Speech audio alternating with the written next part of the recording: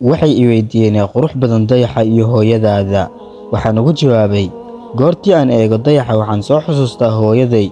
Goortii aan eego hooyadayna waxaan ilaawaa dayaxa. Hooyo waa albaabka aad dunida ka soo gashay, waana albaabka aad sababteeda jannada ku geli doonto. Ma jiro qalbi aan ka ahayn hooyadaada oo duruuf kasta iyo waqti kasta kuu soo jeeda.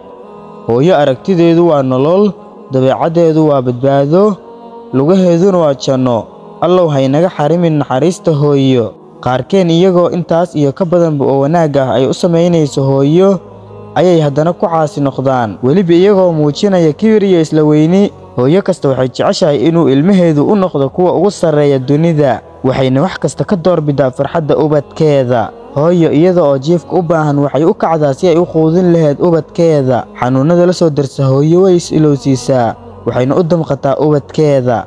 Hooyo waxay inaga mudan tahay ilaalin, qadarin, xurmayn iyo caawimaad. Haddii ay waalidiintaadu ku nool yihiin, fursad ayaad haysataa weli ee iska daayicin. Ogowna khayr kasta in lagu gaaro ducada waalidkaada, misena ogow jannadu inay hoos taalo hooyo lugaheeda.